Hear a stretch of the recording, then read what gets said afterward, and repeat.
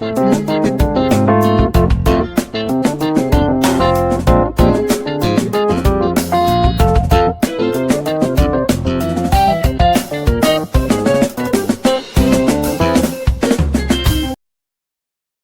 everyone, you are welcome to Anchor Network where you get reliable and authentic news that are so crucial to you. I say big thank you to everyone who has been part of this channel and who has taken time to subscribe. And if you are yet to subscribe, I say please click the red subscribe button and also the bell icon. The bell icon will allow you to get notified anytime we publish any news. Is this the face of the second most powerful man in Nigeria? Meet Abba Kyari, the second most powerful man in Nigeria. He also doubles as chief of staff to the president. He hasn't always been in this position. He was only elevated to that spot when he was pictured handing over a new bill for the Nigerian president, President Muhammadu Buhari, to sign into law in London earlier this week. This was how Kyari became so powerful. One picture, and that's it. The bill, the production sharing contract bill, is so vital to the government and its revenues that he couldn't wait for Buhari to return from his private visit to the United Kingdom, and so had to be ferried across to him by Kyari. So all Kyari had to do to assume such a lofty position was to book a return ticket to London and be pictured handing over a piece of paper for someone else to sign. If only we could all get jobs that easily. There have been rumors for a while that the Cambridge-trained lawyer and former bank MD had already assumed the position of the second most powerful man in the country, that he had to carry a document to the president in another country to sign only seemed to confirm them. Who cares if bringing documents to the president to sign is literally part of the job duties of a chief of staff? As long as Kyari is pictured doing it, then he must be the second most powerful man around.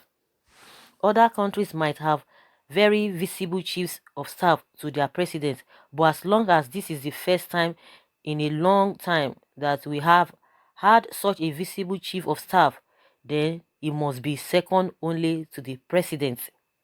All this began when, just after he was sworn in for a second term, Buhari announced that all requests to see him by ministers be routed through the office of the chief of staff.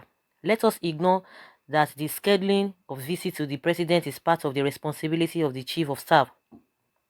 The narrative is, if ministers have to go through Kyari to see Buhari, then vice president has been marginalized, even though the directive has nothing to do with Professor Yemi Osinbajo. The narrative must be maintained at all costs, even in the face of overwhelming evidence that points to the contrary. The vice president must be the one carrying files up and down for Buhari to sign, the same one approving who gets to see the president, and at the same be in charge of all the ministries, departments and agencies of the federal government. That is the only way we know he has not been pushed aside. As for Kyari, just remember he's the second most powerful person in Nigeria, even though all he's doing his job as assigned by his boss, the president. The narrative is the most important thing. And when people are accused of peddling the narrative because all you are interested is denigrating the person and office of the vice president by claiming Oshibajo has been relegated to the fringes of the administration, just own up, admit it, face up.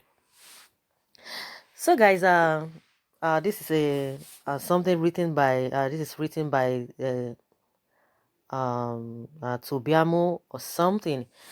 It's really an article, and I don't know how you guys really see this whole thing. It's something that's, it's not really a hidden thing. It's an open secret that everybody knows about.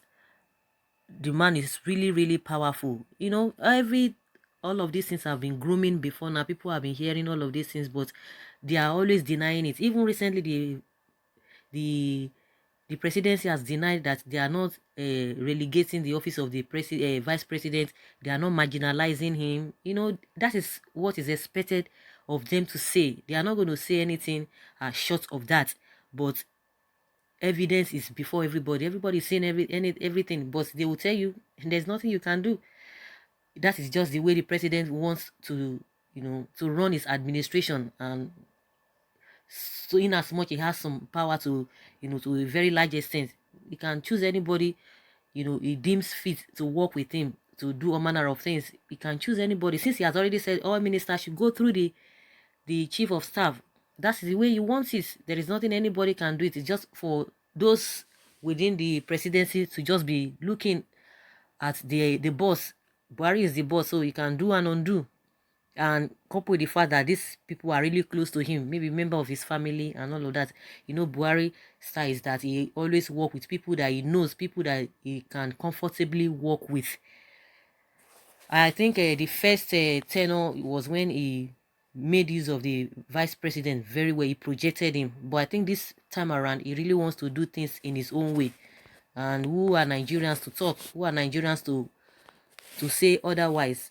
In as much that is the way he wants to run his presidency. But at the end of the day, what Nigeria wants is good governance and dividends of democracy. So guys, I don't know what you think about this. Leave your comments below in the comment section. Thank you very much. Bye.